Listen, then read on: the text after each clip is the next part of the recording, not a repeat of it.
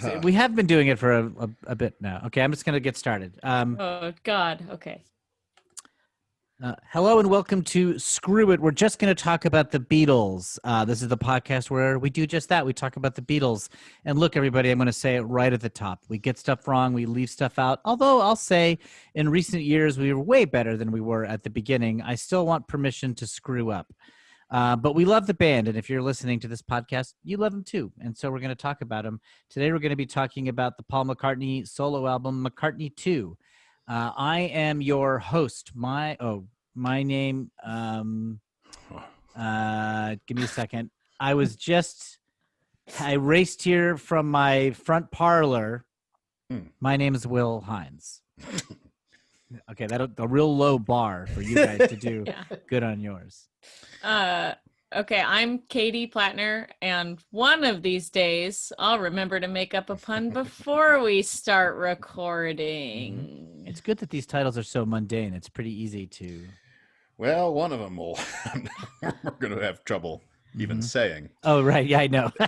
I love it. Yeah. My name is Joel Spence, and I'll be with all you guys until we say goodnight tonight. Oh. It's a bonus track that was put on the reissue. Yeah, it's a stretch, but I like it. Thank you.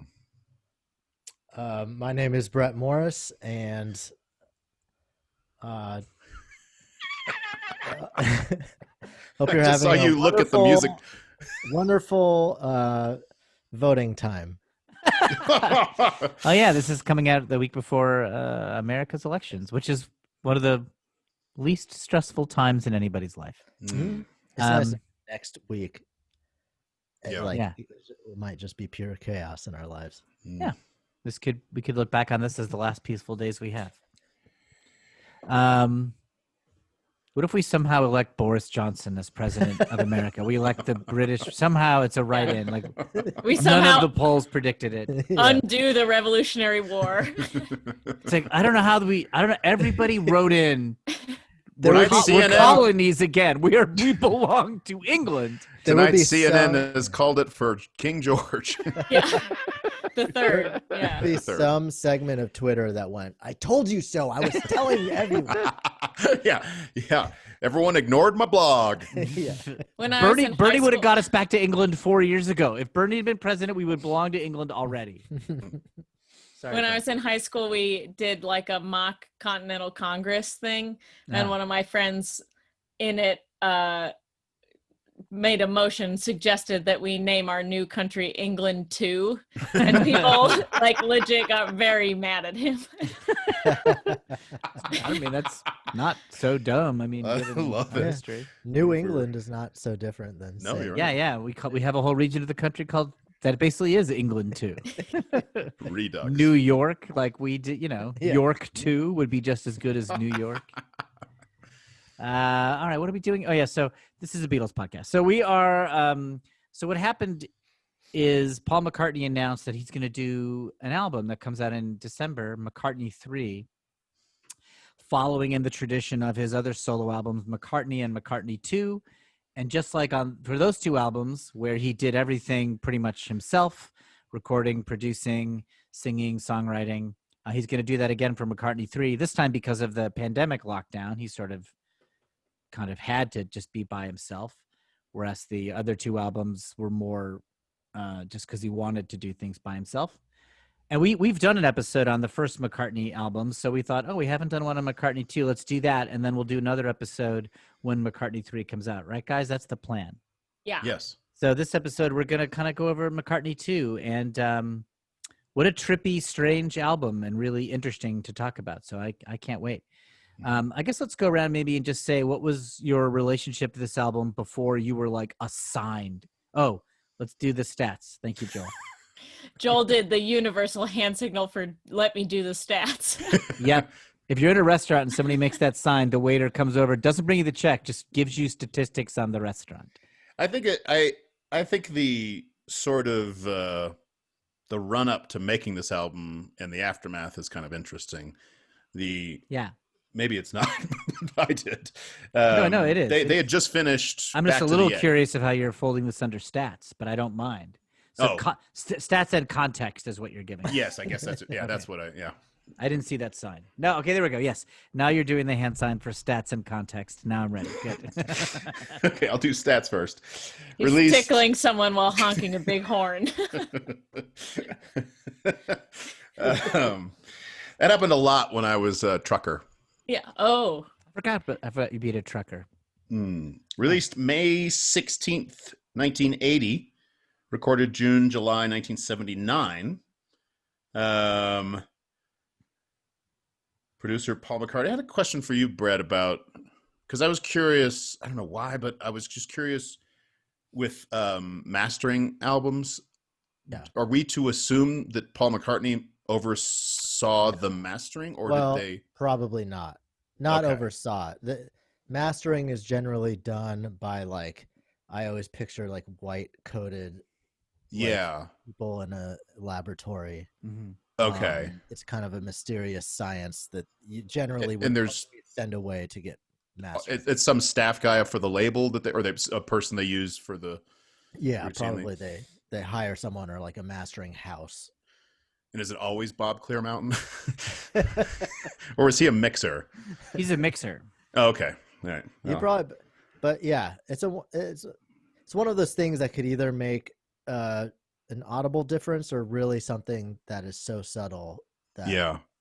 most people don't have to care about it.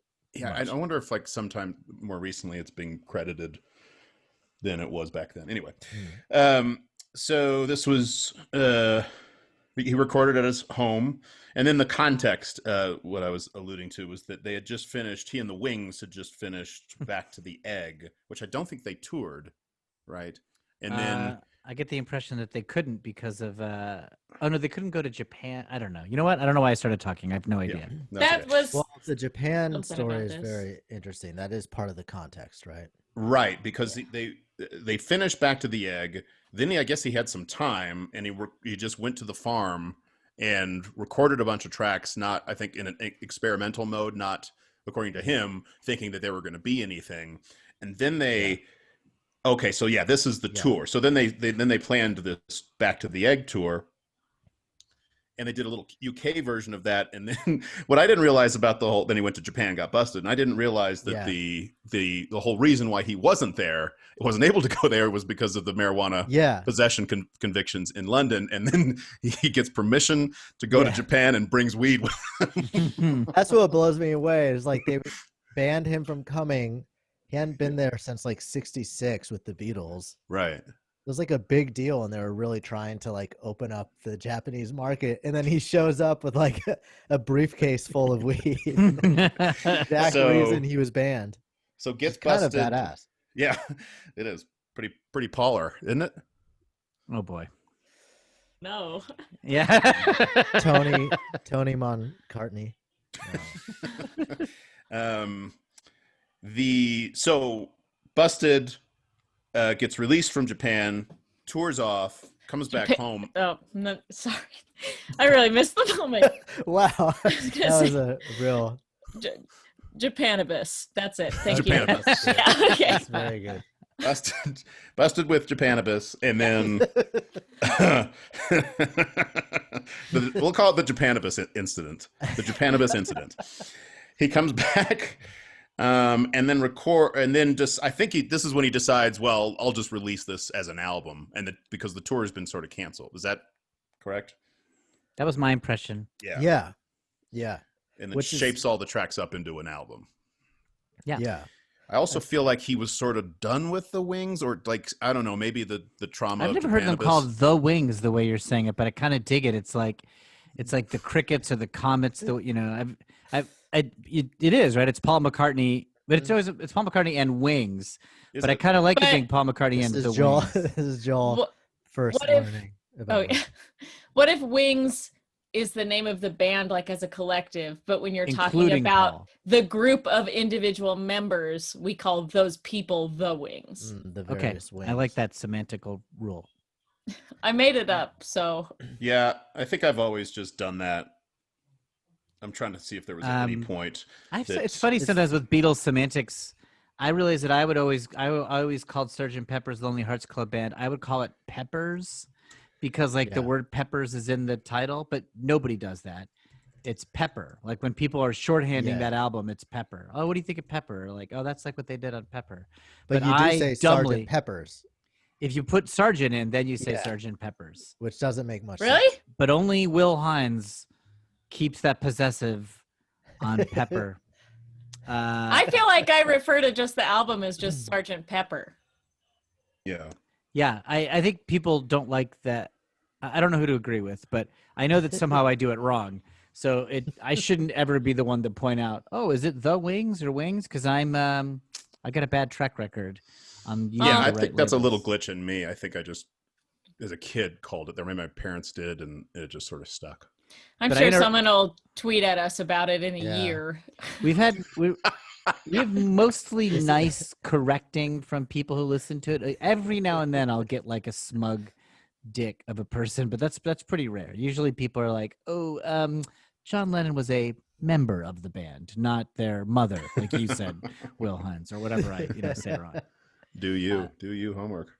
Um, This concludes the 30-minute stat and context. but I did interrupt you, and you're right. He was getting tired of Wings, and so when the Japanese marijuana bust happened, even though that is not the Japanibus. fault of any band The members, Japanibus. yeah, or some real Hiroshima, I don't know. Couldn't do it. I think it was also just like, he was like, you know what, this whole operation is a pain in the ass. I'm just going down to just myself or something. Yeah, I like think that. that the Japanibus incident actually did affect him.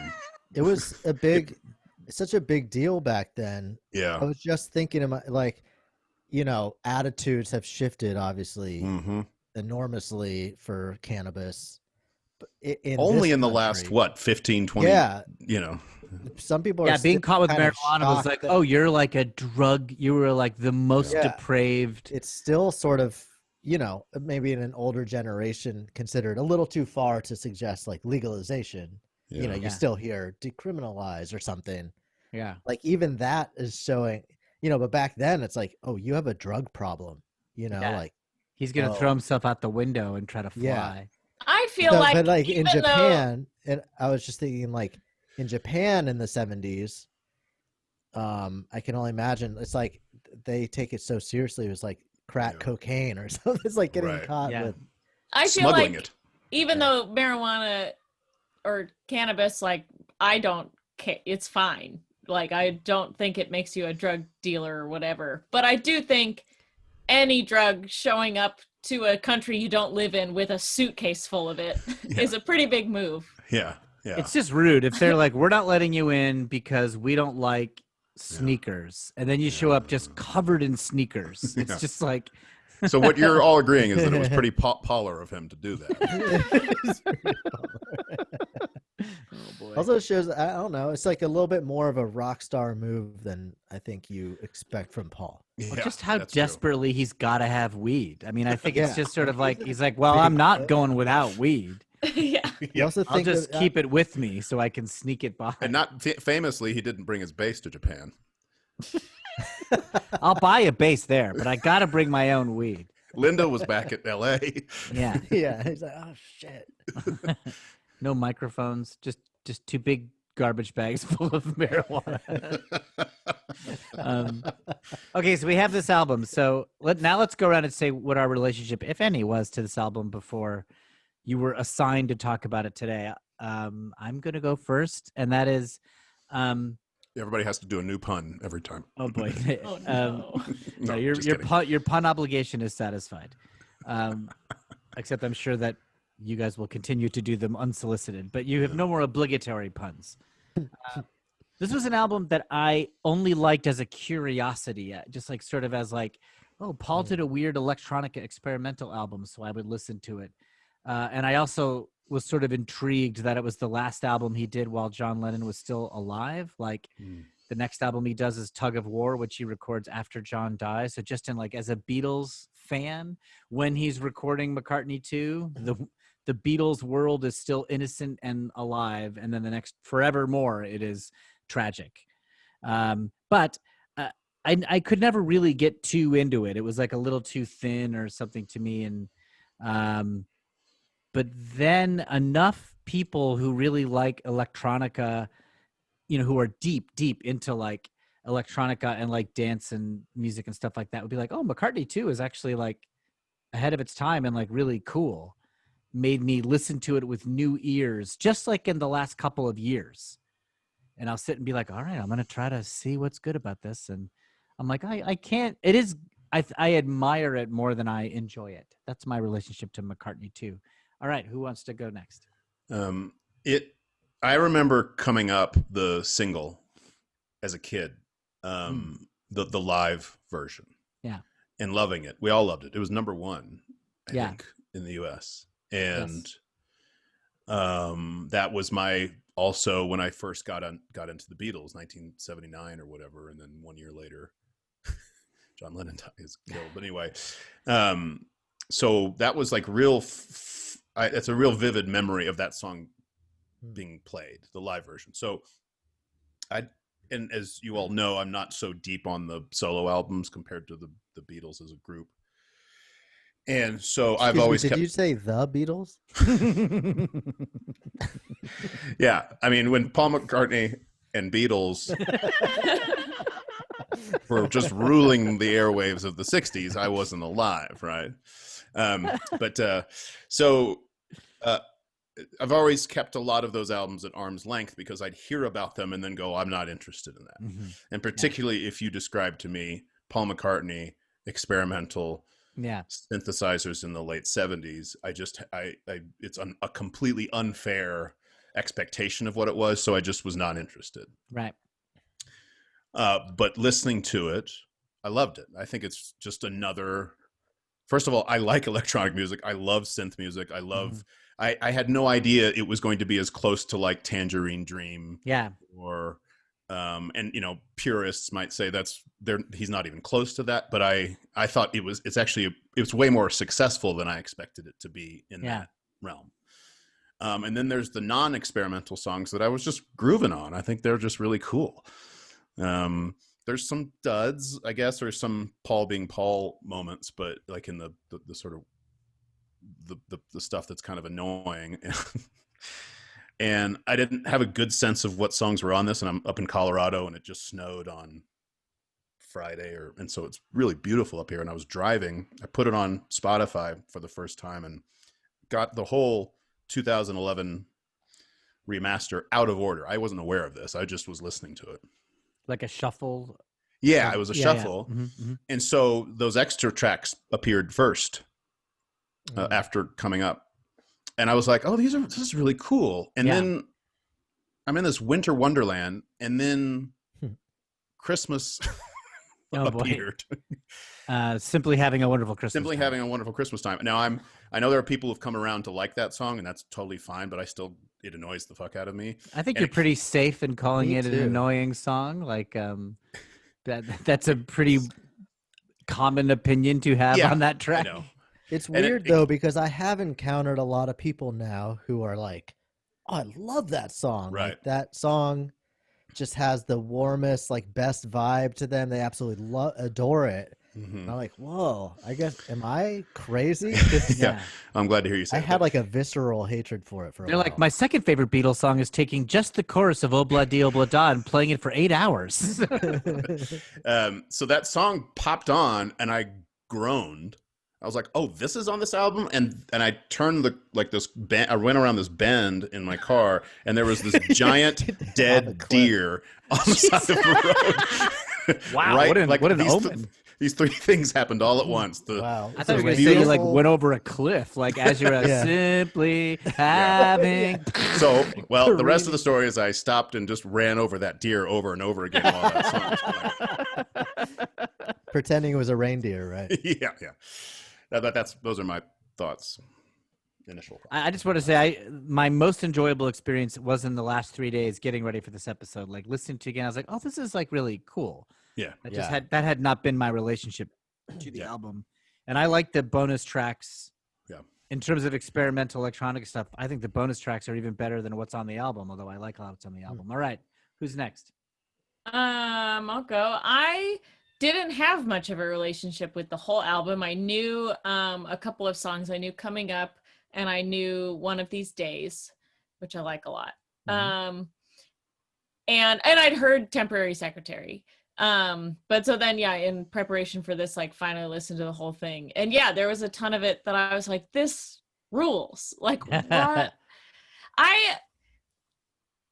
I like, okay, so something I've been thinking about with Paul is that I think obviously he needed to be Paul for the Beatles to be what they were, but I think because of the success of the Beatles, it allowed him to just straight up be Paul, where it's like he did not have to put a second of thought into if anything he released would be commercially viable, because like of course it's going to sell, one of the Beatles put it out.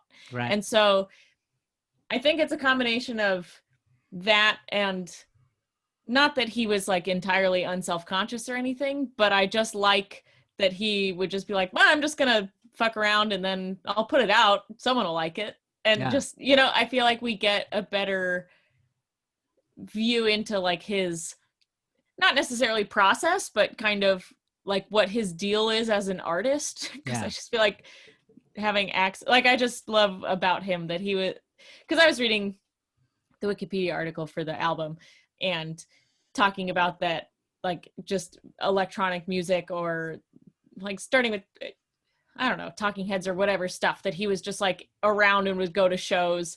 And then he talked about like, well, I wasn't really trying to emulate anyone in particular. It's just like, that's kind of what was around. And I just wanted to see what I could do with it. It's just like, so you just sat down and then like created what was like then not created whole cloth or whatever, but like a template that has inspired like a ton of people. Yeah. So it was really fun to listen to the whole thing, and I thought it was cool. And I love McCartney I. I think I like just about Paul that it's like, yeah, maybe it's not a done idea, but it's a good idea, right? And I go, yes, it is. so I was on board. I like it. Yeah, so when I was in the car, it was Coming Up, which I like, and then I was in this beautiful landscape, and One of These Days came on. I'm like, oh my God, this is the most incredible. I can't believe I've missed out on this album. And then Simply Having a Christmas. Then you started, going on a loop. And Brett, you played on this album, is that right? You played all the keyboards and drums, is that right? Yeah, that's right. Yeah, I actually mastered it. Joel kind of spoiled that. Who masters this? Well, that's usually just a guy. Yeah, you sat on it then. I sat on it. It's usually just some genius who's. Yeah, you told us that while wearing a lab coat. Like you were wearing a lab. It's just some guy in a lab coat, probably. Yeah, I kind of came to this album like the way I approached Paul's solo career was largely after I saw him live for the first time, and he blew my mind. And I had this preconceived notion that his solo career was something that you just kind of like, I don't know, most people seem to like sweep it under a rug, you know, or was bad-mouthed a lot. And I don't know, I just hadn't happened to like dive into it that much. I knew. What tour was that you saw him? I think it was in 2001, back in the US. And I might have my timeline messed up. Like maybe I discovered some of it earlier. Yeah. But in general, I felt like I didn't have that many people telling me anything about his solo career. And I really was so passionate about the Beatles and everything that I just went into it on my own and kind of tried to just sift through it. But like, I didn't know context, like, oh, this is what he was doing in this year. And then he made this like electronica lo-fi thing. I was just like going around and buzzing around albums. And then when I saw this, I was like, McCartney II. Oh, whoa, that's interesting, you know? And I remember just like putting it on and being like, holy shit, like, are you like, do you know about this? Like no one seemed to have ever said anything about it. And not that I was totally blown away by like sheer quality or something, but it was just so different and experimental and wildly, like when you first hear Temporary Secretary, I'm not sure that ever leaves. Yes. You know, it is such a strange track relative to Paul's body of work. Extreme and strange and funny and weird. It's just like, oh my God. And that it was just part of that process of like washing away like all that whole narrative about Paul that I feel like I grew up with. Something like, and I read a lot of music magazines. I took in everything I could. I just didn't see a lot of people like going back and reviewing that kind of stuff and showing everyone like, oh no, he was like a total artist and freak and like, yeah, like I stoner wasn't, and all that. yeah.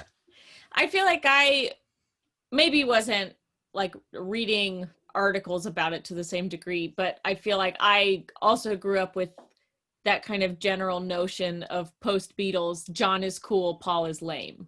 Yeah. And then like I knew Band on the Run or whatever from the radio, but it, like any singles that I knew, I was like, oh, these are good, but it must be an outlier because nobody likes, you know what I mean? Like it just never even occurred to me to and deeper. Yeah, but I think some of it was access, just that I grew up with the Beatles my whole life, but my parents didn't have Paul McCartney albums. And then I think it was like late enough in my life that Spotify was around that it was just like I'd been listening to only the Beatles while being vaguely aware of the solo careers, that it just didn't occur to me to go do that once it was very easy.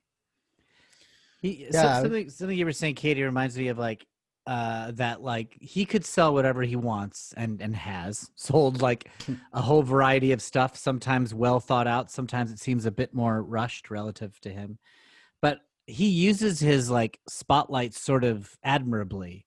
He doesn't just do retreads of Yesterday and Hey Jude, which way less successful artists will just keep re-releasing. I don't know how many times Modern English has released Melt With You. Why I'm picking them to shit on, I do not know. That my brain went there.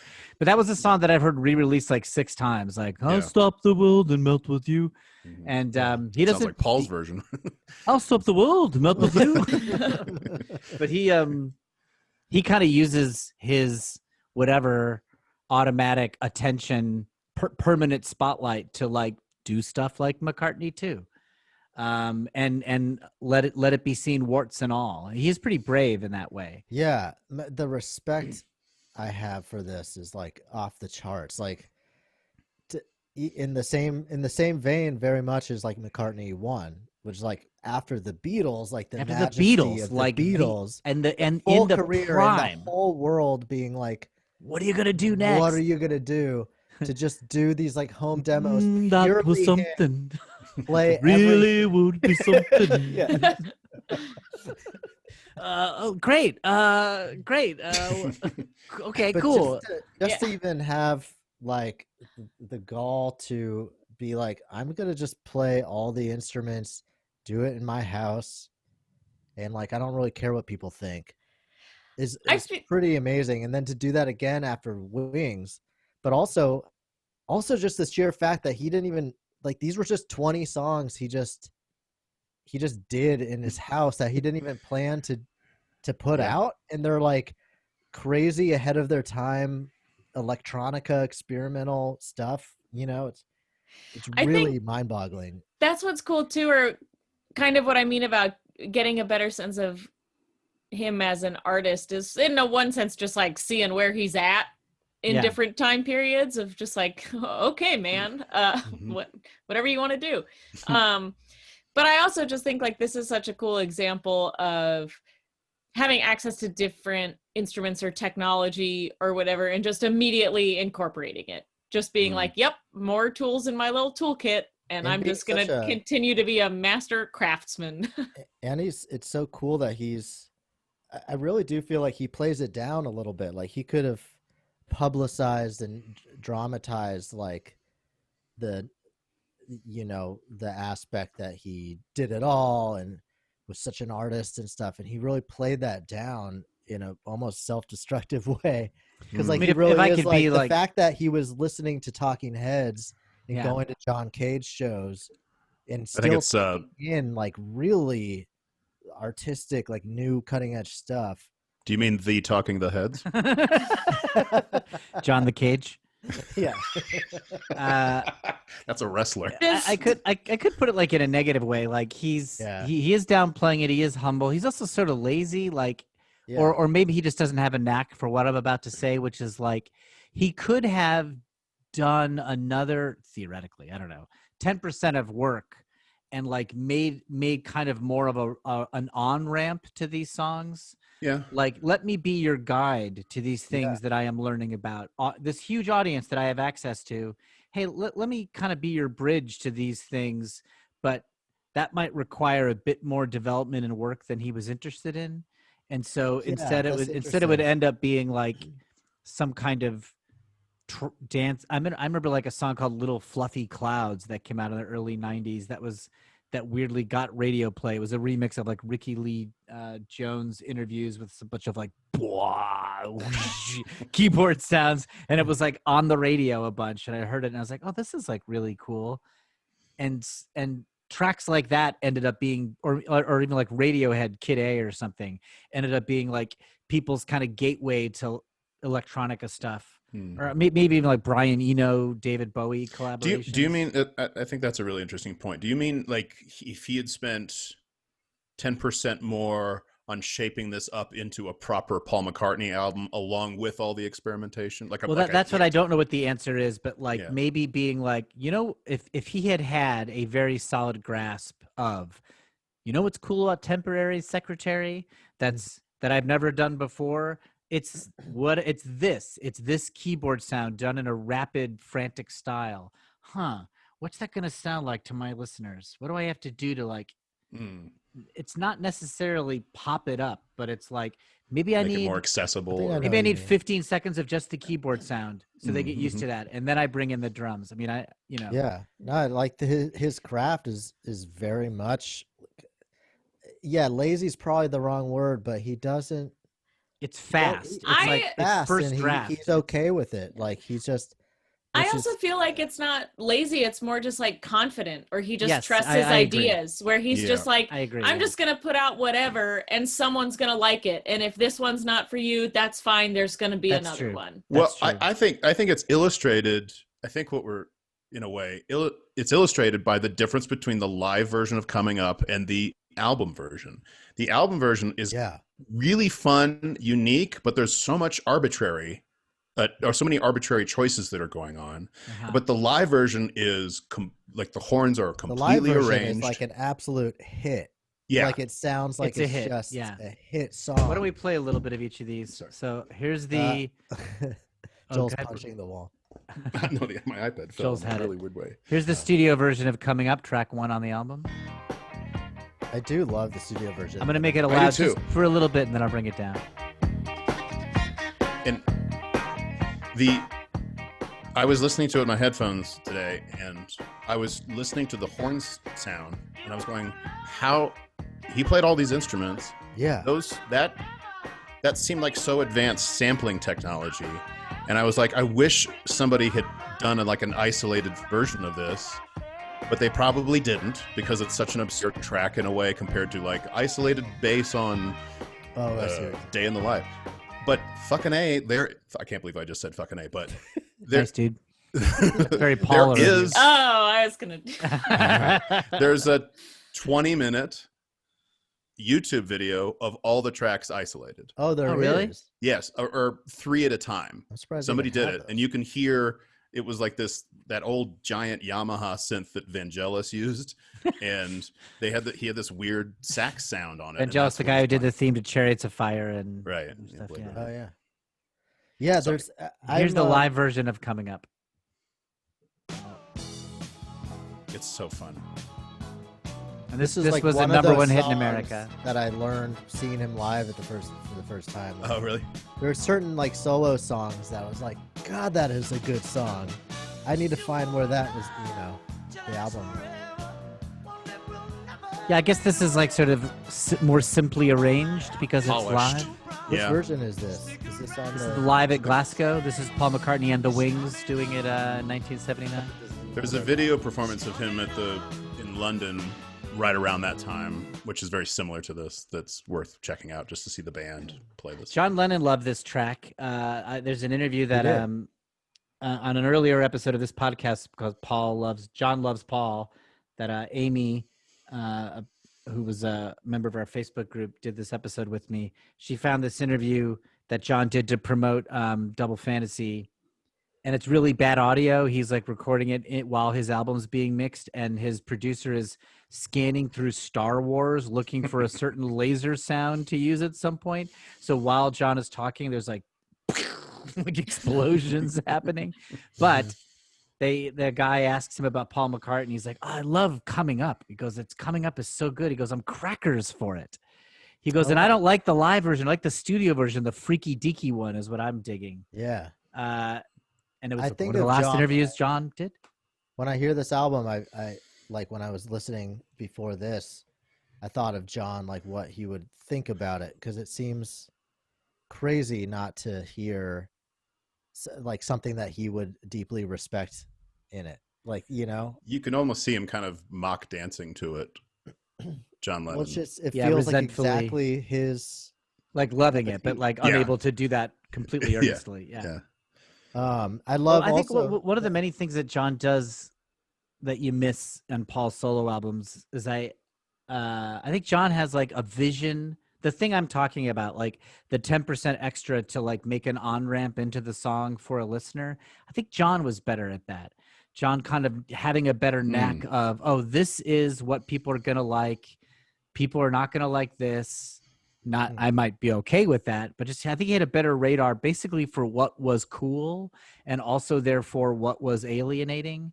And he could choose to be alienating or choose to be accessible. And I think Paul was a little bit more, oh, no, you know, I think it's all good. You know, it's all, I love them all. Paul just operates on the assumption that if he likes it, then it is cool. Yeah. I don't think John would be capable, to be honest, of doing an album all by himself. Yeah. In his home. Right. Like, it would just be demos with a guitar. Working the six. Yeah, exactly. Yeah. It would be him on piano or him on guitar. Yeah. You wouldn't hear like what? Like how? Oh yeah, the timing of those runs is so all just throwing that in there. Yeah. And he probably spent no more than whatever, you know, an afternoon on it, or I imagine.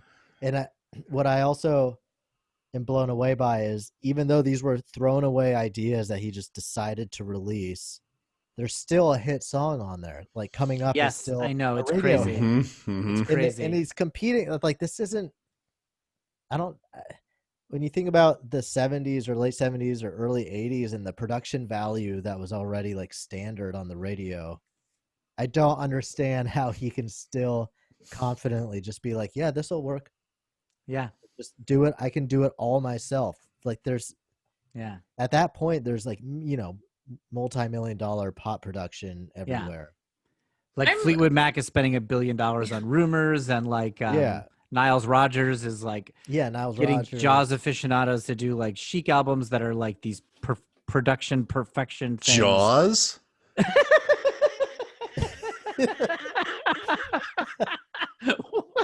Did you say Jaws versions?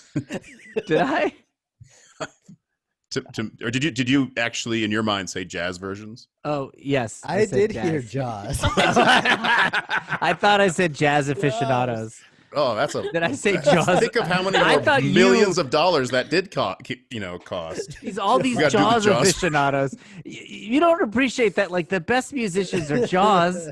I mean, these guys are into Jaws. They're into the movie. They're into the mythology. They play okay guitar. You get them in and out in a studio. And as you all know, the guy that played Jaws in the James Bond films showed up, and they kicked him out. They're like, no, not this one. We're not an aficionado for this Jaws. I thought you were just saying Jaws as another example of high production music, but like with hello with Jaws. Like you were like, Jaws. You failed to mention the film Jaws. I was like, that is so random. What the fuck is Joel talking about? But then it turns out I was the idiot. I love just the basic idea of somebody pronouncing jazz as Jaws. And just with full confidence and like not so even slowing down. I think you're not appreciating how Jaws aficionados could really bring chops to this record. Most people listen to jazz, but I listen to Jaws. Should we go to track 2 and we'll be able to just keep talking about stuff? So this is Temporary Secretary. Hell yeah. This song. God, this reminds me of like Deerhoof. Yeah. For sure.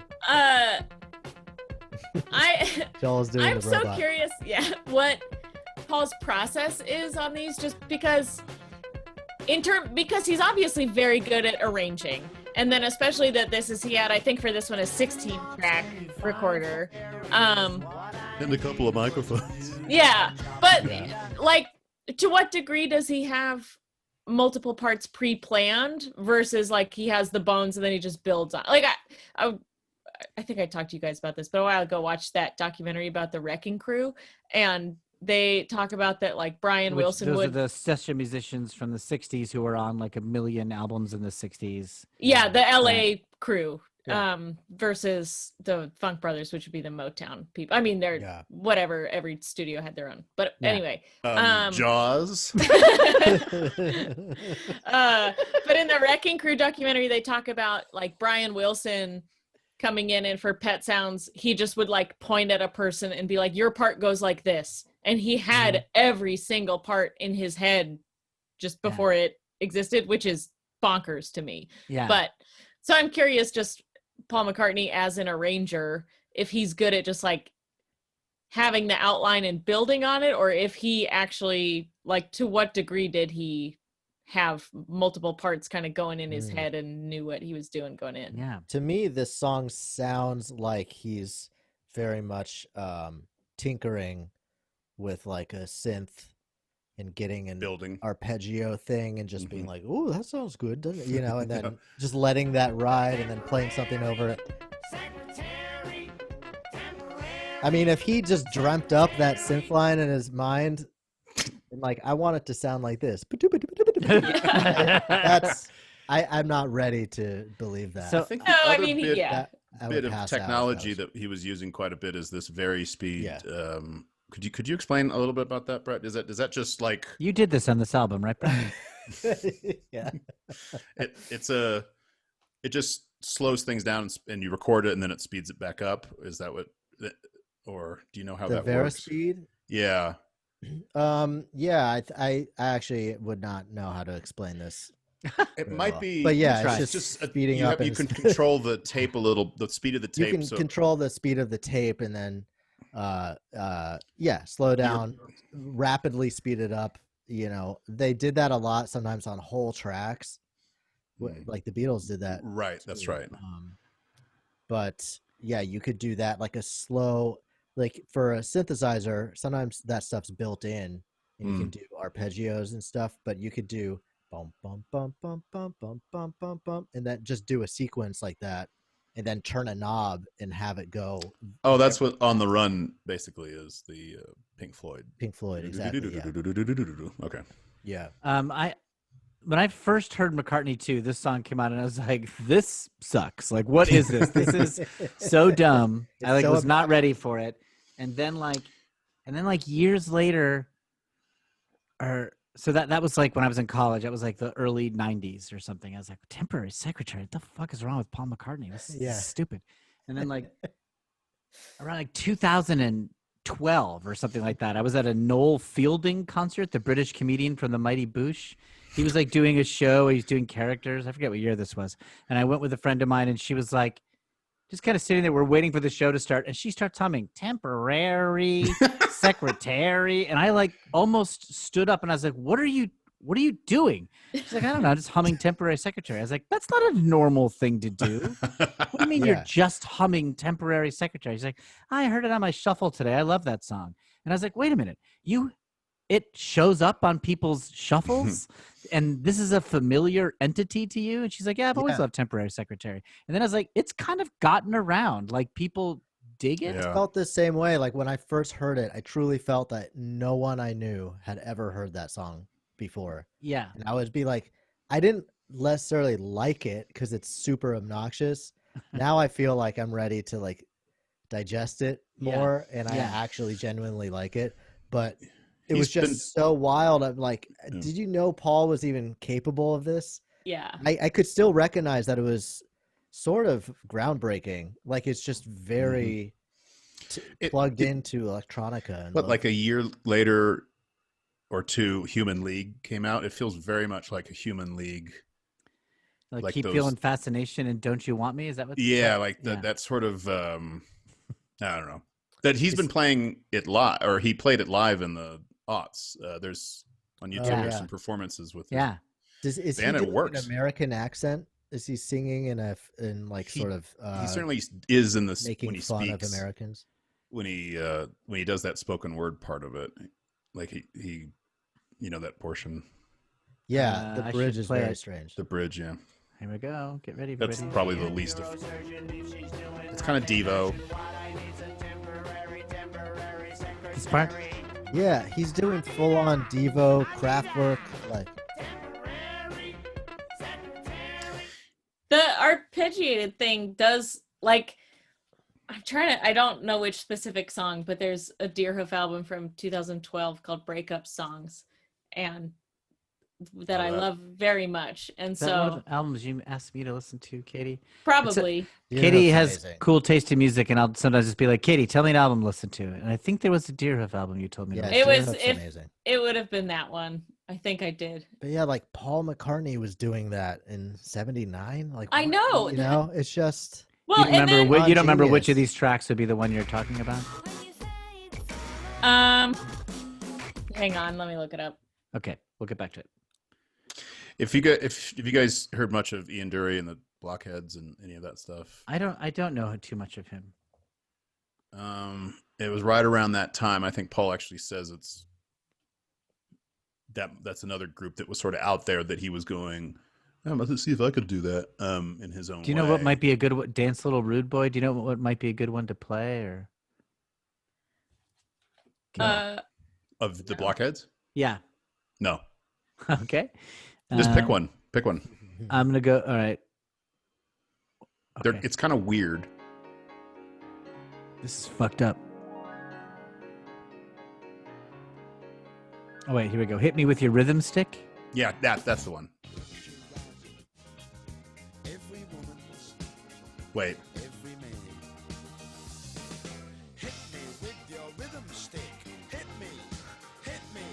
Yeah, it's kind of odd. Yeah. They almost seem disposable children's. And there's also lots of synthy stuff that he does too. That's what our parents were doing in 1970 something. What's the Deerhoof song? I don't know which one to do. They're all crazy. Oh, this is Bad Kids to the Front. This is exactly what it should have been. Thank you. This is sort of in that realm of temporary secretary synthy sound. Definitely. I'm the fire starter. Bad Kids to the Front. Bad Kids to the front. I mean, yeah. So I think because I got to McCartney II, like after I was already into that kind of thing, that it is just like a lot for me to reconcile this with my conception of Paul McCartney. Yeah, the live version sounds great. It just it's great to see the band play that song, and the audience goes kind of nuts. I don't know. It's a weird thing to attempt live. Yeah. Let's keep on going. Yeah. Oh, well, go ahead, Brett, and Katie, everybody. We're not to it yet, but there's a song later on McCartney II, the name of which I think most of us don't want to say. Most of us, as though there's one that before this was like, I'm the old guy. I'll say it. I mean, it's the title track of the album. It's Frozen Jap, which stands for a Japanese person. It could have been worse. Could have been a lot worse. It's not great. Was that an actual reference to that? Is that why? Yes. He thought it reminded him of like Asian music. Which, because here's the thing, is that song, for one, on the Wikipedia says that one of the opening parts is like very similar to the Kraftwerk song "Computer Love." Yeah. Which is a great song, but is from '71. Did he do the lyrics to this after the Japanibus incident? There's no words, I think. Right? I love this. This song. I mean, did he title it? Also reminds me of No, before. cool album from 1983 by a band called Mariah that is Japanese. So that's a little weird, but that album's really good too. Let's play some of this. So this. I think this track is really pretty. And I love it. Yeah, I do too. It's just think of how worse this could have been. What the maybe that's what was in my head. No, the just the quality of. Oh, just talk about the electronica. Yeah, It's really just funny to this think track of, is really pretty. It's really good. I'll play the beginning of Computer Love, Which you may recognize this melody because it was later used as a Coldplay song. Oh. Here we go.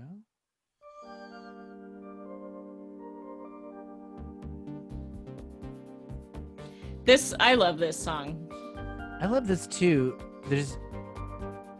I don't like saying anything bad about Paul McCartney stuff. I love Paul McCartney, but like this stuff already feels kind of more finished or evolved than McCartney II. This came out in 71, I think. This says 81. 71? Or sorry, 81. Geez, sorry, just wrong decade. So Paul preceded this. Paul preceded this, yeah. That's incredible. Wow. I'm just not But used to also- talking about the 80s. When you talk about finishing the work or polishing it, Aw. then you lose the. You did a great. You said polishing. Polishing. Polishing. Just a little polish. Well, then you lose the lo-fi. Yeah, that's true. The lo-fi appeal of it, which is True. might not be your thing, but that's a whole movement of music that the warts and all largely lo-fi. after- Yes, after that's this. true. That's true. There's I mean, a look, lot to Paul's good, admire about and it I'm with a that. jerk, so I bow to Paul for sure. But I do tend to lean on the side of like, hey, let's finish that idea and make it as good as it can be. But I can recognize like, whoa, this sounds like the most, credible hipster name dropped album that you're supposed to have never heard of. Mm-hmm. You know what I mean? And it's McCartney. It's like the number one. They're just it's sort hard of to reconcile how huge he is. He's a number one pop star who's obligated to serve the public like number one hit songs all the time, and to do this to me blows my mind. I think it's also just interesting that this did influence so much, or again, in the Wikipedia article says that like Hot Chip, for example, has specifically cited this as an influence for like entire albums of theirs. Yeah. And so I think it's weird that Paul McCartney is as famous as he is, and then even if you are interested in Hot Chip song, Ready for the Floor. Well, it's a great song. I don't know. It just feels like if you're like a music fan or into like other indie shit, that it's like, how aren't people talking about this? Yeah. Like what you're saying, Brett, but it's just like, I can't believe that I still haven't heard of it or didn't hear about it a lot, even like being it just into... goes to show that kind of thing the Beatles are famous for, which is influencing everybody who came after them. Yeah. You can sort of draw the line between a lot of bands in one Beatles song that just launched that whole band's sound. Yeah. But then Paul McCartney was doing that 10 years later when a lot of people had written him off. He was still inventing things, Yeah. That's what I always ask this, but I'm so curious, like what others besides John, like other contemporaries thought. Contemporaries. You mean secretaries loved it. Like what the Rolling Stones thought or something like that? Or like what the... Yeah, or like what did Who? like David Byrne think of this, Oh, I see. Even, I mean, it could be Paul's contemporaries from Beatles times or just like music, like the B-52s. Devo, or what it... I think it was panned originally, right? Or it was by critics, but they're by assholes. critics. Yeah. But I that's a good point because this album I think was number 3 for 5 weeks on Billboard and considered an unsuccessful Paul McCartney album. And I'm like, particularly now, like if your album is number 3 for 5 weeks, it's incredible. life is different. Yeah, the music business knows how to just squeeze money out of that, and you're set. But that and I bet that was more successful than Talking Heads. I don't think Talking Heads albums were going number 3, were they at that time? I have no idea. No way to find out. But I doubt. No way to find out. It's like I just picture like if you're hanging out with Michael Jackson or like picturing like people on the level of Paul McCartney in terms of pop success, fame, and at that level, I feel like the pressure and the business and the executives, and you have an entourage and people breathing down your neck of how you have to meet expectations for your next thing, and everything's on this pedestal. And Paul somehow was able to just kind of like walk through it and just put out whatever he wanted. He'd be like, hey, for my next album, I'll just throw out this thing I did in my garage last summer. And whether people's indifference to it. Yeah. I didn't care. Like people, it was panned. He didn't care. And now we're able to listen to it and go, no, this was good. And for people who were alive at the time are just comparing it to his earlier work, or just comparing it to the image of Paul and his happy-go-lucky devil-may-care, which he, had something to do with, like his image of he and Linda projecting this, like, let's not take anything too seriously, maybe worked against them to some degree. Yeah. Particularly. You know what this means? In 30 years, you will have, 1,000 bands. Like, you was way ahead of it. Like, now there's so many bands that put a slightly hinted at dirty word in their and title. Those dickheads on the Screw It podcast had no idea. They had no idea. They panned it.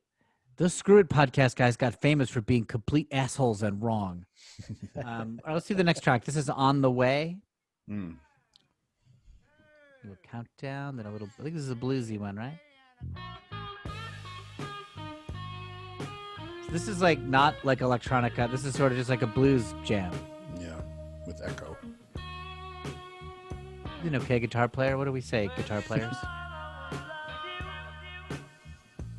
Even when he's going back to just lazy kind of blues songwriting, he's doing all kinds of experimental tweaks on this album. I read that he liked that this song is not quite consistent time, and there's like bass mistakes in it, and he wanted to really feel like just you walked into a bar and heard a guy playing or something. And you walked into a bar and heard one guy playing 10 instruments. Yeah, something casual like that. You see one guy just racing around like mad, playing 10 instruments at a time. He makes one mistake and you leave the bar in disgust. This disgusts me. I am a fan of Jaws aficionados. By the way, Jaws came out the same weekend the first Talking Heads album came out. Wow, really? Yeah. That's a good. I like stuff like that. Was it experimental Jaws or was it traditional Jaws? It's cool Jaws. Smooth Jaws. Smooth Jaws. Let's go to the next track. This is Waterfalls, which the first it's a really great song, and then the first line It's a great song. Is also in TLC's Waterfalls, which is that's my biggest question. Again, when I first discovered this album, and I felt like I was alone on an island discovering like something no one everyone had forgotten. Like, did TLC rip this off? Am I discovering? It's such a different song that I think it's definitely is that an clear. expression? Is it an expression that people use? That's what I've always wondered. It is not. Is this an expression, or did TLC rip it off? They used it. They ripped it off the way John Lennon ripped off Chuck Berry for Come Together, right? Like they nicked a lyric and then built a whole new creature out of it. But there was a conscious decision there, It must have been. It must have been. Yeah, because it's It's not too an existing phrase. Also, just now thinking about the members title. of TLC listening to McCartney II. Yeah. It's great. Well, they That's bought great. the song. such an They didn't write it. untold- Like, I looked up once the songwriter, and I couldn't find anything else he or she did. I couldn't even find anything out about them. But like, I think it's totally possible that they just dug some lyric and because this song is so fundamentally different in every way. Yeah.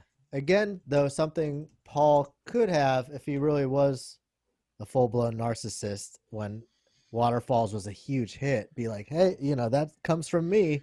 Yeah. And I feel like no one Right. Probably because the told this Beatles story did at all. that, like to that same degree. He kind of knew, like, no, this is the way it goes. He probably was psyched. Yeah. I heard him talk about it in an AV Club interview or something in the aughts, where he was like, "Oh yeah, that TLC song Waterfalls used a line from my song. It's a totally different song. I don't know how this happened, but okay." So this is Waterfalls by Paul McCartney. Don't go jumping waterfalls. Please keep to the He can write a melody, can't he? That's just too similar. Yeah. Play I love hearing the TLC one. Play the TLC one. His For real? voice is just so. I love his voice in this era. It's still just so pure. He's singing in It's such so an good. impossibly high range. I'm sorry to interrupt this beautiful song, but here's TLC's Waterfalls.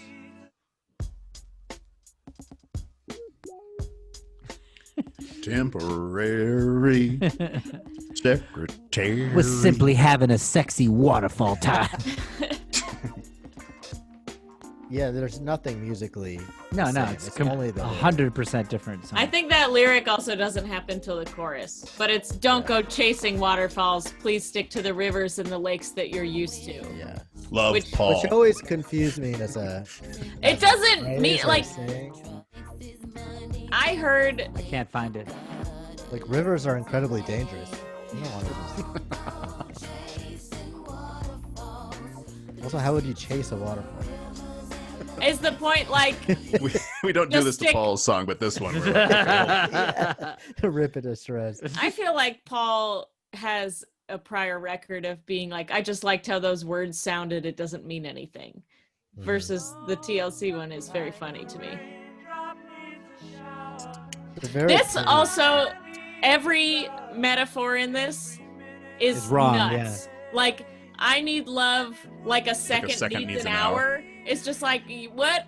I devoted doesn't some mean time to that. I understand devoted- needing love more than I understand. I think The to me it was comparison like here. I devoted some thought to this today. It was a second needs a whole hour's worth of seconds. You want to be part of something, to be belong to something. Yes. And then what's the one right before it? Like a raindrop needs a needs a shower. shower. It's right after Like it. it needs more To of, be part of its community. but I it's see. it's flawed. Katie. It's still flawed because, yeah, The chorus is so pretty. The I need love part is so just insanely pretty. yeah, it's bonkers. It's bonk Baxter's. It's Bunk Baxter's. But as good as it is, we're going to move on to Nobody Knows. This feels like Me on guitar. right off of Tusk. Oh, it does kind of sound What? like a Fleetwood Mac thing.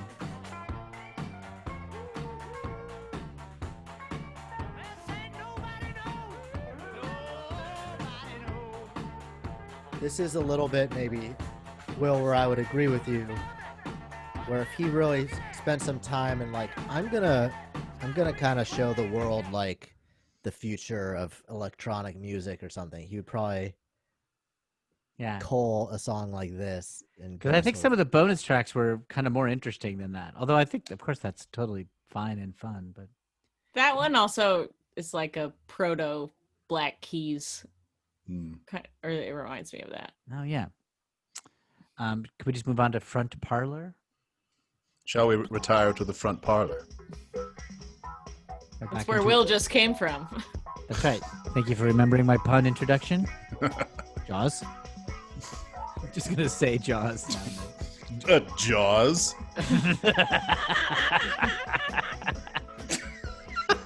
This is pretty cool. I like this. Yeah, I like it. It's kind of sounds mid '80s John Hughes movie. I feel like I see Anthony Michael Hall like racing up the steps to try to make amends with Molly Ringwald. Y'all with me? No. Yeah. We're with you in the front parlor. Paul. Yeah, he's- Parlor. I mean, he's right in front of the He- 80s. He probably got that a couple of cents for like 3 days. And then he was like, okay, he knows exactly how to do everything. Yeah. Yeah. Here's Summer's Days song. Oh, this is real pretty. This is really pretty. he got out of there before the lyrics turned weird, but like he was like, all right, I'm done. It's like 4 lines or 5 lines in the song. Of this song? Yeah, the lyrics, isn't it just like... Don't remember. Someone sleeping through a bad dream. Tomorrow. He just has That's so such... good. He employs his taste on this album, like at the high end of his taste. And that's what I didn't expect. I thought it was going to be just thrown out. I feel like that's what I like, is that he's like, even when I'm fucking around, it's gonna be pretty good. Like, I feel like he just trusts his instincts, and he's correct to do that. Yes, go ahead. I'm sorry. I feel like I interrupted. There is a something. level of effort way beyond what he has any right to do. Like, like a truly lazy job would just be him. Yeah, lazy was the wrong word that I said. It's like not quite as evolved as it maybe could have been, but I think then you would lose the Polished. naked appeal of the first draft, Mm-hmm. and you would trade it off for trade. I think it's like he edits while he writes, and then he publishes without revising. Yeah, that's what it's. Jesus. Well, You just what? threw down. Makes perfect sense. I think that's like right, that. though. I like think that. John and he were like that. They would write a song in a day. Like, I don't think they ever spent more than a day on a song. I think that's an apt description. Oh, God, if I'd only Frozen said description Jap like- is next. We'll get that one. God. Sorry. And then Bogey Music. Bogey Maybe music. maybe is it's cool. Boogie. I think it's Bogey. It's boggy. This also, to me, just sounds like Ween. Yeah. Like This we also making sounds fun like, of like Chuck Berry. Like, Lindsay, yeah, or Lindsay like Buckingham with Tusk, like all that stuff. Like Then it gets a Holiday little- Road. Oh yeah. It's not just strict blues country stuff. It gets all of a sudden he works in these minor chords into it. It's cool. Yeah, this feels like I'm gonna jump ahead a little bit. it's like Sha-Na-Na with a pitch control and a delay. It's right. I think it was there. Oh, again, here it goes. Yeah, yeah. the bass on that is fucking great. It is. There's- It's cool because it does feel a little bit like he's making fun of it. Like he's. It almost reminds me a little bit of Man. Like like I could picture my It's Brett's band. Honus, my singer, like loving this song and taking inspiration from it because it's just this kind of like traditional stuff, but put through the lens of sort of like manic sanity a little bit. Gotta get my own singer. Part of, to go back a step, but in Frozen Jap, that You did just look like a woman in her 60s who's just trying to slip in a racial slur. yeah, I'm just always trying to get away with it, you know me, Joel. But part of We listen to that, track 9. Blackface is good. The instrumental. I think that it's really pretty. and I like it because of the title. No, but some of the chord changes in Frozen Jap do remind me a little bit of Girls Just Want to Have Fun. Yeah, Ooh, let's yeah, hear that. yeah. I think this is what I meant. Mhm. Oh, yeah. middle of the night, Yeah. I'm running. Yeah. Yeah. This part. That, like, Oh, what yeah. in the world can... Definitely. Yeah. That was awful Oh, that's singing, so cool. but you know. Yeah. It's so cool. It's I like totally agree. pure, it's just like pure craft work or Devo or Wait, Mhm. Paul should have produced more Yeah, of other no. people's albums. He would have been If so you- good about it. Could you, imagine if he had True. produced one of those, a Devo album? Just been like, oh, I mean, Devo was yeah. fine. Devo was doing great. They didn't need Paul, or just some sort of band that was kind of experimental like that. really, what he some would- band like John where they've got good guitar demos on tape and they don't know how to flesh it out. He'd be like, I am "Oh, surprised. Mhm. Like, looking back, he's never produced Maybe. another artist's album. He might be too impatient though, or like maybe he projects himself. He's like, okay, guys, okay, fellas, you have 5 hours to write the whole album. Like we can't do what you do. I think it is interesting because I know at least when we did Egypt Station, we talked about how much he clearly likes like really collaborating with producers. That's but it is interesting to think of like if he's just like, well, I know I couldn't be on the other side. Like if he doesn't know how to not overstep, or if he basically produced the Beatles. I mean, co-produced the later stuff. That's right? I mean, he has absolute producer magic. I believe it. Skills. But maybe. But I'm more the interpersonal side than technically. Well, Neil Innes, who was part of the Bonzo Dog Doodah band. Yes. That Paul produced one of their albums, or at least one of their songs, because Neil was in a bar and was hanging out with Paul and was talking about Bonzo, and then got Paul to agree to produce a track. And as I recall the story, I heard this on the Soda Jerker podcast, the Soda Jerker on songwriting. They interviewed Neil. And Neil was saying like, some member of the band was their producer and was kind of bossy and Neil didn't quite agree, but maybe wasn't in a position where he could tell this guy, no, do it my way or don't do it your way. But instead he brought in Paul McCartney to like trump this guy, to at least like replace this dude with Paul. Get out and vote, everybody. So he told this guy, like, I got another producer for our next song. This guy's like, oh, really? Who? It's like, Paul McCartney? And this is like in 1967 or something like that. I guess he said that Paul spent all day. He said like a track that normally would have taken them like less than an hour, that Paul made them spend like 10 hours on it or something. He produced Badfinger. I forgot about that. Yeah. Badfinger. There were others, right? At that time, though. What was his involvement with Steve Miller Band? Yeah, like he just played on a track or two. Did he just play? Okay. Mary Hopkins. He probably did some of the Apple. That's right. That's like he wrote those songs. Yeah, like the Step Inside Love, and he produced Those Were the Days, or is that his? I don't. We should know this. Those were the days. God, I'm surrounded by devices, and I refuse to use them. He produced Straight Outta Compton. And boys, a bit more raw. Jaws. Speak your mind, boys. Ice Cube. Yeah. Don't be soft. Let's say you killed them. Let's say Dark Room. Go ahead, easy. Say you killed them. This is Dark Room.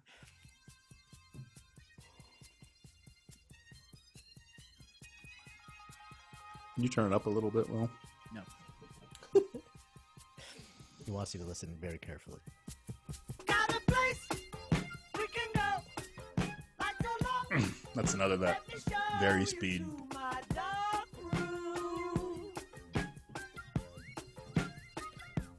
love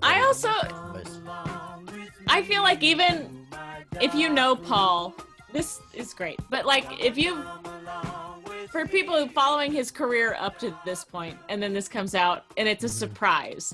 But I wonder, like, what is it like for Linda? And she's like, what'd you do today? And he's like, let me play it for you. And it's this. Like, what did she think? Was she like, okay? Was it a surprise? Are you saying that because he's singing about a dark room and she's a photographer, or just that is what made me think of it on this song? But just in general, just like recording in his house. And then I'm assuming that he would be bouncing stuff off of her. Like, I mean, she did some background vocals too, right? Not on this track, but on other tracks, But he also apparently set up drums like in the kitchen. And or in different the spots house to get certain sounds. Wherever she was trying to get a moment of quiet. He's trying to read the paper. This is actually one of my favorite songs on the album. I love this.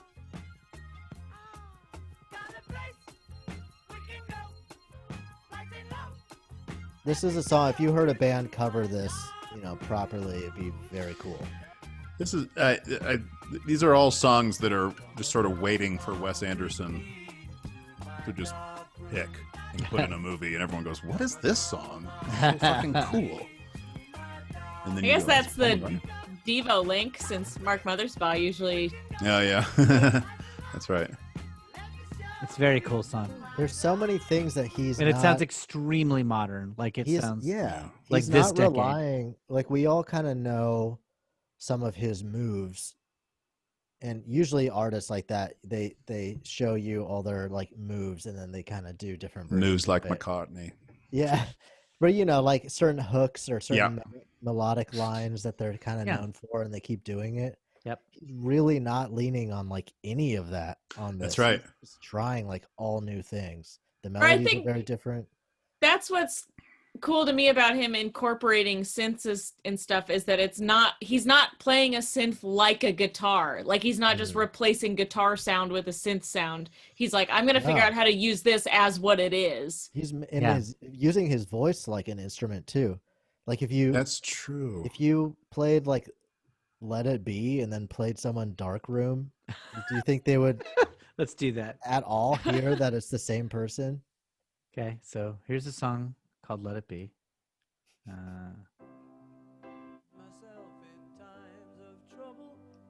Who's this? Fuck you, Joel. Them Beatles. Them Beatles. Them Beatles. And here's Darkroom.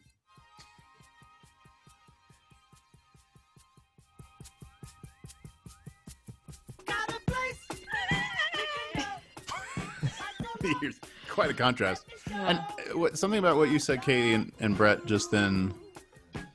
Maybe it's just because this doesn't feel very Paul. This whole album, it doesn't feel. It's the same. What you're saying, like he's not relying on. Well, there goes Paul again. Yeah. Mm-hmm. Whereas I've been sort of framing it in my own brain as he takes all these instruments and it still sounds like Paul McCartney, but he's actually going a little farther than that with these instruments that he doesn't usually use. He's creating this whole other thing. Yeah, I mean, there's a few asshole. songs on it that are Paul. You can tell it's Paul. Yeah, but there's The bluesy ones, like number On of the Way, them. and Waterfalls. even and, Waterfalls is like, it's a nice, pretty yeah, ballad. and One of These days. One of These I Days. love let's One play of it. These days. It's I great. love this song. It's It's so like, I feel like this song feels like just exhaling a big breath. That's what the whole, it feels very, Japanibus. Japanibus. yeah. It's blown out a big cloud of smoke. Primo Japanibus. But this song is actually, to me,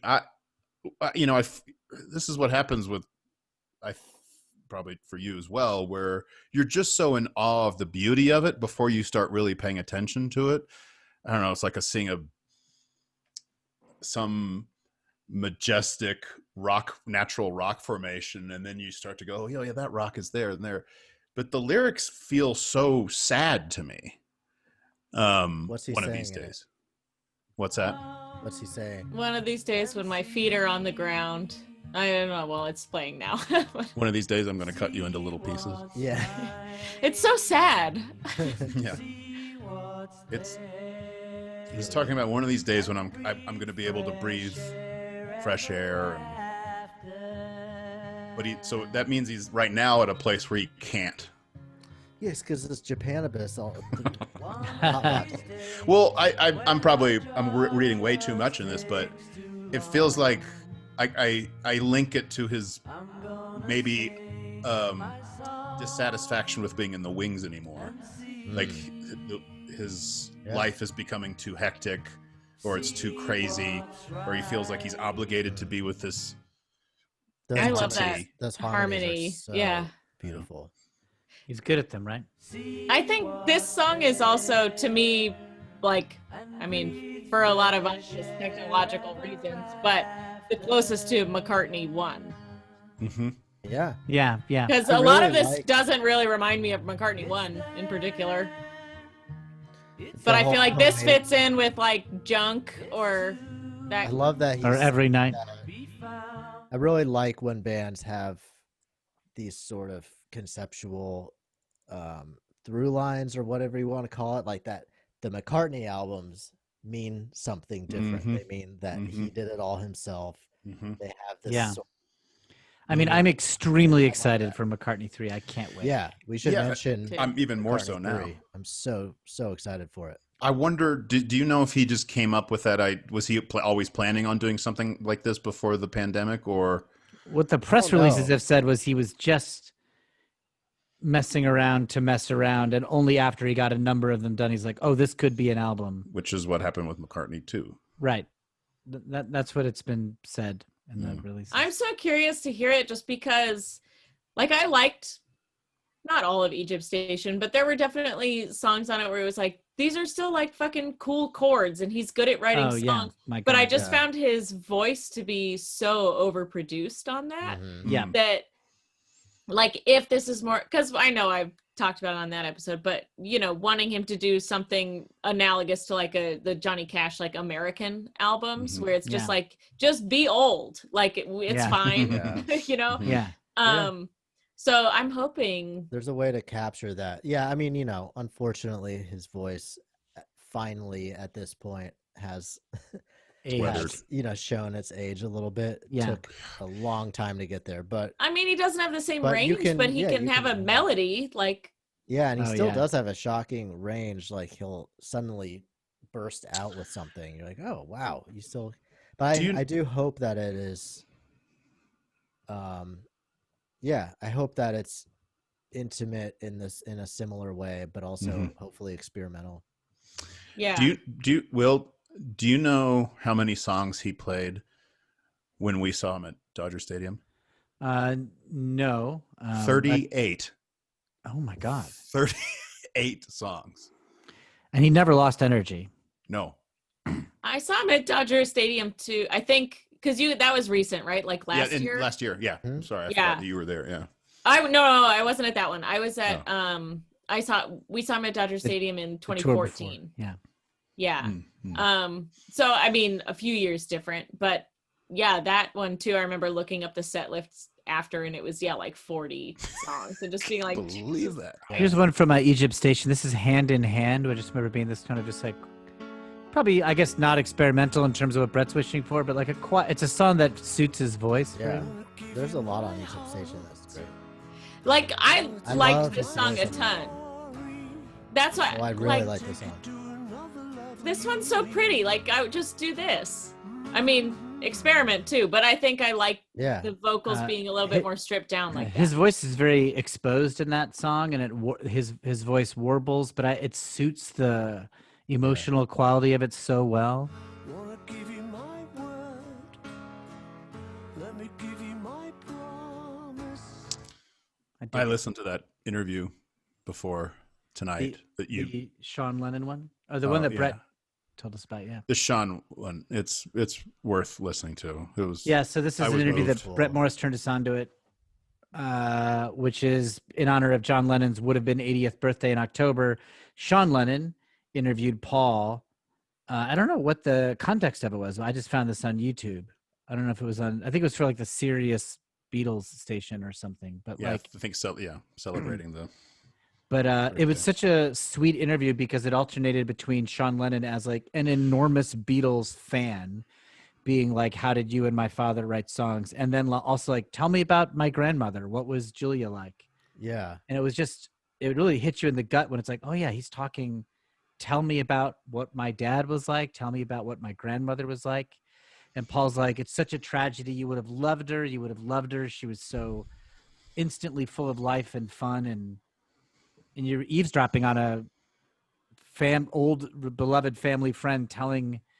Because he's never been able to talk to somebody who knew her, really. Yeah. How many people knew Julia? Yeah. Who also know Sean? It's Paul's it, right? Like, it's pretty amazing. And then you can tell that Paul's excited to talk about the early days with John. I mean, it's if you're a Paul McCartney fan. It's sort of a unique technique or John Lennon fan of Beatles for a person who just who's done so many interviews in his life, to put someone that he loves there to be the interviewer. You can tell a difference that he's not going to dismiss any question. And also, Sean asks great questions anyway. Yeah, Sean was a really good interviewer, I thought. But you can hear, I think, Paul be more warm and ready to answer more than I think if it was just some Rolling Stone. I feel like in most interviews he does well, but comes off as a little bit guarded. Yeah, and Like, I think For that- sure. same story over and over shows. again. Yeah. Yeah. Which I think you'd have to be. You'd have to evolve that wall, I think, to survive. Yeah. Especially wall. because the vast majority of the questions are about this one period of your life that's over. The great Yeah. Paul of Jaws. Frozen. Jaws. So there's another song Yes. on this, at least Oh, on yeah. the deluxe one. The Machine? Which one was it? Check My Oh Machine. yeah. This Check My one's Machine. nuts. That so here's Check My Machine. This was released as a bonus track.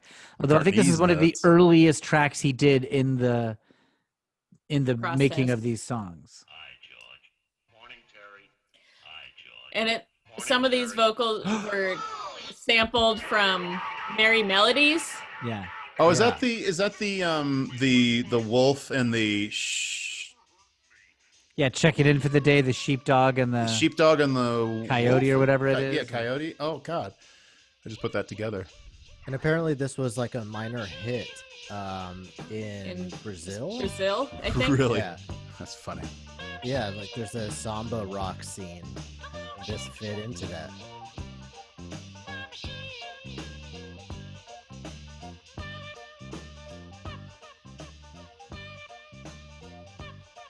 I love this. I think this is cool. In general, I like these bonus tracks as I think they're better representatives of, I don't know, trippy, sampley beat stuff. Although I don't know, why I am I could see saying that? this- I'm not an expert on that stuff. I could see this being played like you're walking down through Rio. People high as Yeah. fuck. Yeah. I feel like this It's- would be like a movie where it's like supposed to be in Brazil, so it's like a super orange filter, and it's like a plane landing and somebody getting off and fucking cruising through the streets in a cool suit With and a just, briefcase full of coke. Yeah, I'm gonna go on to Bogey Wobble, which I think this is, I guess, a companion to Bogey Music, but Isn't Bogey a booger too? in that is what I have learned from reading Harry Potter. Yes. I love this too.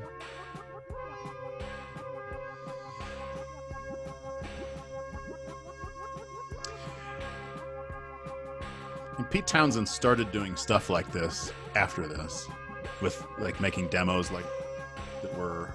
Yeah. Researching child porn. Researching. That's what he claimed. Oh, that's right. Here's Secret Friend. I think this is my favorite one on the bonus tracks. I'm your secret friend.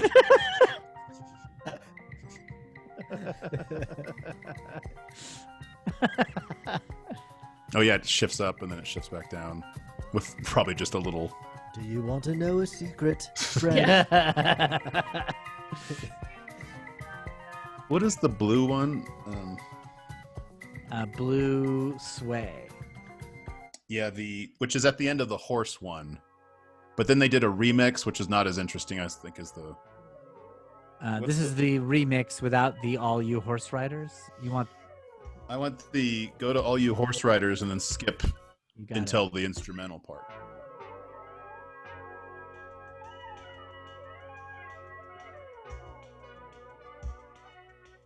Go a little deeper into it.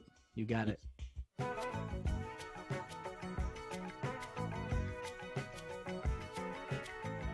Yeah, I wish the whole album was this. Yeah, that's great. And weirdly, A little bit Ghostbusters. I wish we could like see his face while he was discovering these sounds. You know what I mean? Like I feel like he would just be messing around with knobs and just start like giggling when he found something. You meant It's remarkable how much he's jamming with himself if he's really playing all the instruments, because it has the kind of sound like a band gets when they're just all high together and just jamming forever. but to actually do each of these layers one at a time and play that synth part for 300 bars and then take a solo over that. He was pounding some sweet Japanibus. Yes. And then probably the best track to come out of all this. You know what? Maybe this is what's part of why he had Paul McCartney. If you told me Paul McCartney wrote a Christmas song, I'd be like, fucking great. It's going to be a classic. He probably has this angle that it's going to be beautiful. It's going to be catchy, of course, but maybe it's going to be a little, because he can make those. Mm-hmm. It's always that little quality. And it's like, it's just a song designed to be played at Gap during the holidays. I was actually, Katie, you're so dead on, because my main memory of this is I worked at Macy's Men's in my senior year. Yeah, you did. School, and it was over the Christmas season. Oof. And they had a Christmas CD they would just play on repeat, and the song was on it. And it drove me insane by the end. This song in particular. He knew that frequency that in a Macy's could just cut through everything with that synth. Yeah. Well, I was working at Sears, and they only played Temporary Secretary 24/7. Every no department. Idea how insane Sears was. Yeah, they're real out there. Just Hot, hot chip and Temporary Secretary all day. Does Simply Having a Wonderful Christmas Time have Jingle Bells all the way through? They're here right now. I'm afraid we'll have to listen to the whole thing. I have warmed up to it a little bit. The keyboard sound is cool. It is very different. You have to give him that. I hear I this think song. The Jingle Bell going all the way through is part of what makes it a rough on repeat song. I hear this song about, even when it's played, it feels like it's being played 10 beats or per minute slower than it actually is. That's what how my brain processes it. Yeah. It's like the and it paint goes is longer than you think, and the chorus keeps coming Guess back. the running time of the song. Guess the running time of it. 3. It's got like 10 words. Guess the running time. 3 minutes and 20 seconds. Okay. I would do 2 other guesses. And it feels like 20 minutes. Yeah. 3:15 to 20. It feels like 5 minutes to me.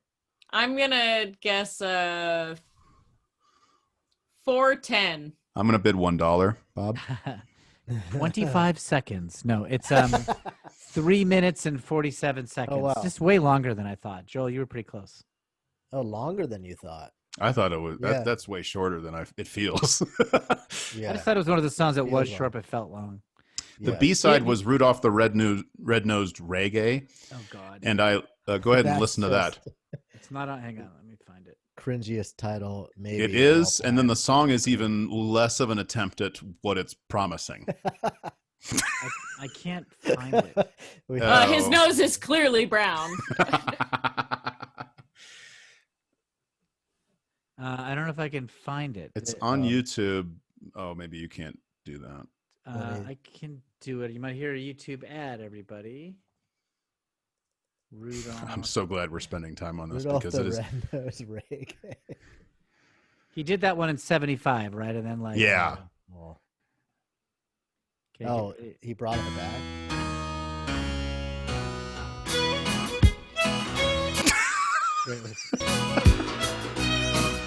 This would only make sense if dogs were doing the melody, like barking. What's reggae about? What does he think is reggae? I hear it like Ding. a little bit 2, in 3. the beat, On the 3. Yeah. but Little these bit. like 1, 2. klezmer violin sounds are very confusing. Yeah. And See what I mean? Like it I'm does gonna- not deliver on the promise. I'm not going to play anymore. And it's also, it is just Rudolph the Red-Nosed Reindeer. Yeah. I thought it was going to be a new song. And it never evolves. The only track we played not anything at all from was Mr. H. Adam, You Know I'll Get You Baby. So I'm just going to play a little bit of that. Versus the Village People.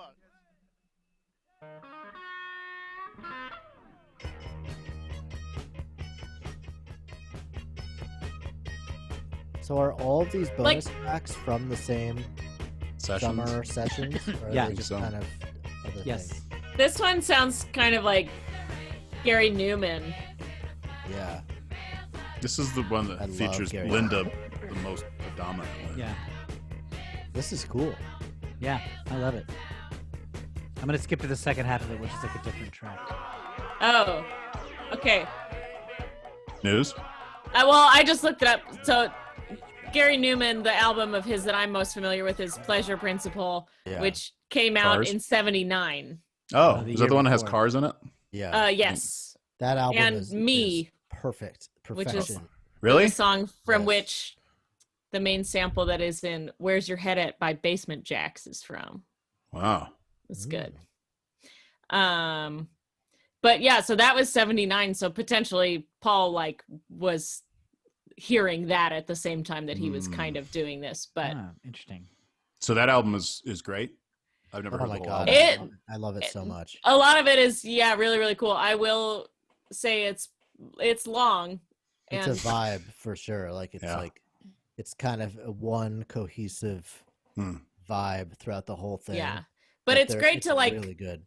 put on and clean your house or something, just be in one groove for a while. Yeah. But a lot It's of almost it's really like it's almost like if Bowie's younger goth brother or something did an album and it was just you took Finn Bowie. one thing of Bowie and kind of put some darkness on it and just did that for a whole album. Just kind of reminds me of that. Like Low, maybe? Is it like Low or a little bit. I mean, it's like Cars. If Yeah. you know that song. Oh, I love that song. It's Cars all the way through, but that undersells it because it's really good. Yeah. But it's like you can when you hear the whole album, you're like, oh wow, this is a whole sound Vision. he just has. This is a whole Yeah. vision. Yeah. The song Metal on it is my favorite. And I saw him do that with 9 Inch Nails and I was blown away. Oh, wow. Whoa. And I think he had a wig on. It's almost as good as Seeing Gary Newman these days. That's pretty cool.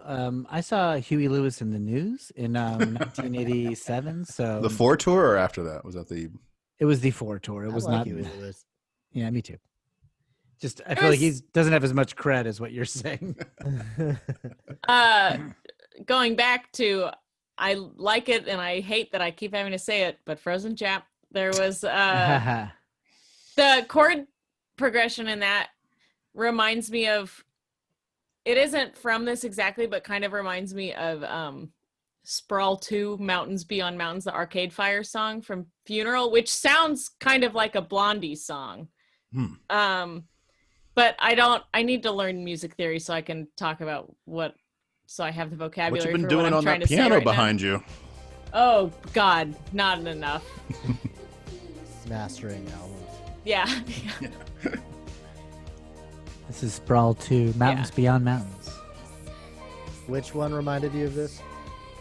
Frozen J. Say it again. Yeah. Say it No, again. yeah. Yeah, say it again. Trying to trick everybody into saying. What do you "What's, think track Yoko number?" thought of that title? Oh, Probably I loved wonder it. if people immediately thought it was about her. Yeah. Oof. I think like you, Joel, they were like, "Oh, what does it even mean? Like, it's not." Yeah. You know. Okay, wait. Will, I'm texting you a link for one more song Okay. that reminds me of, because that reminds me of evidently every other song I've ever heard in my life. That's your track. That sort of 2000s It is. era indie. Well, the one that I'm suggesting now is actually is a Japanese band, and this is from 1983. Okay, Everyone hold tight. We're waiting for band is it? text. It's called Mariah. Is the band? I tried texting. Oh, there it is.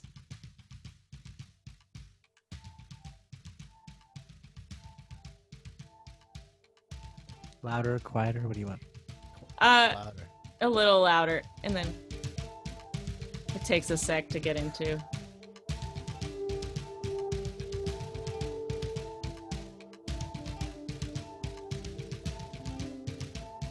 just like this melody, I get the way that he wrote it and was like, oh, that kind of sounds Japanese or Asian. Yeah. You can skip ahead a little because this song developed. I mean, this isn't what the podcast is about, so we also don't have to listen to it. This is 83. Mm-hmm. It's very cool. This is a cool album. It's very weird.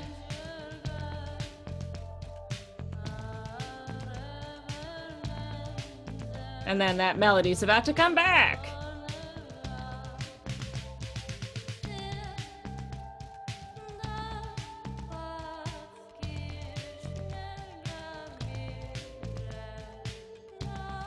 Cool. Yeah, I love it. What do you guys have it as track on side 2, track number 3 on McCartney II? Check My Machine. On the original album? No, that's on the No. Spotify. Do you just want us to say the title again? It's not organized that way on Spotify, so there's no way for me to know, Joel. I was looking on Wiki. I missed the joke. I let you down.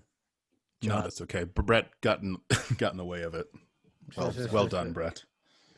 Well, I think that's our episode. I think we did it. That's McCartney II. And we're just super excited for McCartney III. So we're going to do another episode when that comes out December 10th, I think. 11th. 11th. Okay. Actually. It's Katie's birthday. That's how she knows that. That's right. Yeah. That's right. Yeah. So Katie's birthday present from Paul McCartney, I think on purpose, is that he's doing a whole album for her. I think it is. Yeah. So we'll do another episode then. I hope not every song is about like wear a mask, get out there, or like I hope it's all not right. His It's best. Really preachy. Yeah. Elizabeth Warren, you can do it. It's like, it doesn't matter anymore. Let it go. It's over. He refuses to change the lyric. Thanks for listening, everybody. Thanks for listening. I wanted to plug. Listen, we don't have ads. We don't have a Patreon. So there's 2 ways to support this podcast. One is listening to it. Venmo. Just what you're doing. Yeah, then Venmo, Joel spends directly. You can listen to it. That's the best way to support it. And thank you for listening to it. I was also thinking, people on this podcast have made albums. You could buy the albums that we've made. We've never, I don't think, properly plugged this. But Joel Spence and I have a band. It's called Wayne and Rodney, and we made an album. That album's called Turn It Up. We released it in July. It's really good. It is. I really enjoyed it. I'm not just saying that. It's very thank good. you. And we take turns singing and songwriting, and Joel produced and performed the whole thing. He sort of McCartney'd the performance and production of it. I did all the snaps. So you're talking about getting Will dressed before it? Yeah, I'd show up naked with clothes. Joel would do all the snaps, and then we would record a couple tracks. But if I think that might be a fun way to support this. Go to Bandcamp, search for Wayne and Rodney. Confusingly, those are neither of our names, but that is our band. Ampersand. And get our album, Turn It Up. You also, another equally great way to support it would be to buy Brett Morris's band's album, of which there are many, but I'm thinking the most recent one. Brett, could you plug this? The one I'm on is Dream Hunting in the Valley of the In-Between, and it came out in May. It's very good. It's very good. Thank you. It's excellent. It's really, really good. Yeah, I'm really proud of it. We spent a long time on it, and then unable to support it in any way because the pandemic. Yeah. So Will and I had a world tour planned. Yeah. Yes, we were going to go to Pasadena and Glendale. And our very own Japanibus incident. Yeah. But I would say, Man Man is a huge band with a huge following. A lot of people who listen to this probably have already listened to them and know it. I saw them when they played here in LA, and it was terrific. But if you're not familiar with them, you can hear how wonderful Brett is. Check out his band's album. Brett is terrific on it. I'll say Cloud 9 and Future Peg are 2 tracks in that album that are, I think, pretty good gateways into it. If you're not familiar with their stuff. Those are super catchy, fun songs. I think Beatles fans would like the song "Hunters." I think that's just like a very immediate, accessible song. Play just a little Hunters. Here we go. And let's not forget And there's the Katie Plattner and the Wings. Yeah, this is very McCartney-esque piano here. Honus plays piano, right? Yeah. And is that a marimba sound, the percussion? Yeah. I love that so much. I'm doubling the marimba on guitar. You wish you were stronger.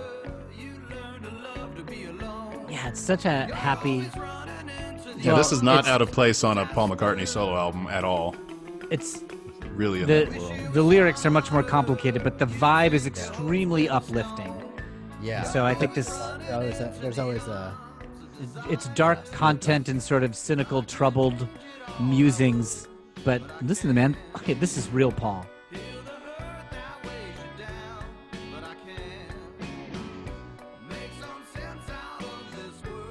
Pretty cool, right? So that's the guitar solo is my favorite, I think. All right, I'll cut right to that.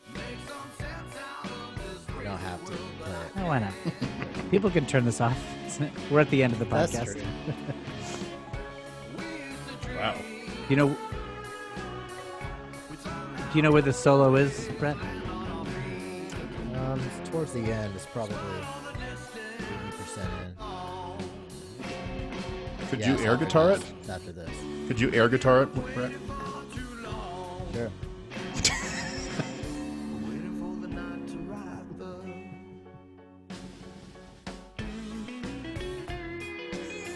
Oh, it's great. Oh, it's so really great.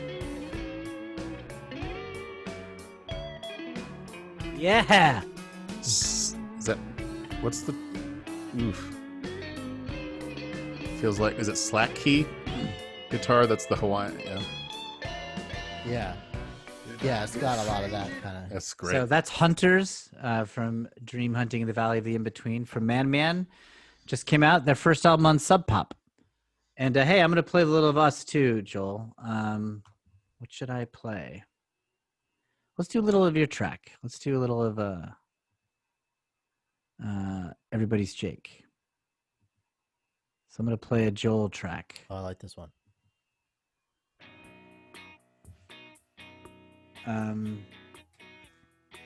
This is called Everybody's Jake. It's a Joel Spence number. Here comes another Joel Spence track. Is that a horn? Sounds like a tenor sax. Saxophone? Playing that. It's a keyboard though, right? Yes, I think that was Jason that did that. Oh, 'cause it wasn't Mixer. I'm going to jump into the chorus. Whoops, wait here. I dig it. It's groovy.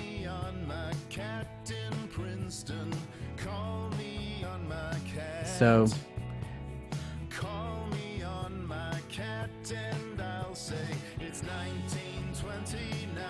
I feel like these are sort of They Might Be Giantsy lyrics, which for me is a compliment.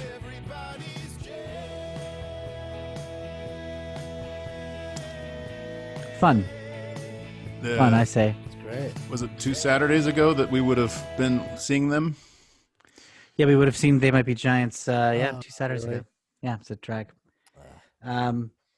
Okay, so those are the advertisements for this podcast, which is just of our creative projects. And of course, as I say, the best way to support this podcast is just listen to it. Thank you for listening to it. But like I say, we don't have a Patreon and we don't have any ads. So if you want to support us more than that, look up those albums. Get one of them. As soon as Katie puts out an album, we'll promote that too. Play us a little bit of it, Katie. No. Katie's artwork rivals any of Yes. the albums. That's Your for sure. artwork is very. I love your cartoons. Oh, do you want to thank promote you. that Instagram or do you not want to promote that? Oh, I don't care. If you want to, don't update it regularly, but if you want to, on Instagram, it's Katie Doodle Hands. It's my art one.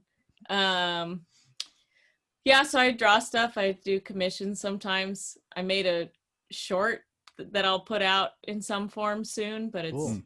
waiting on sound to get done. But I don't know. So just Twitter or that, but mostly just talk to your kids. I don't know.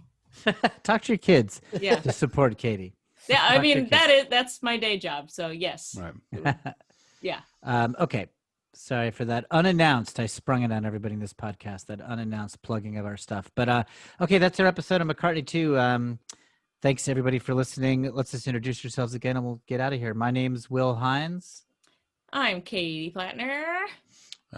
Coming up, I'm Joel Spence. I'm Brett Morris. And see you guys next episode. Bye. Bye.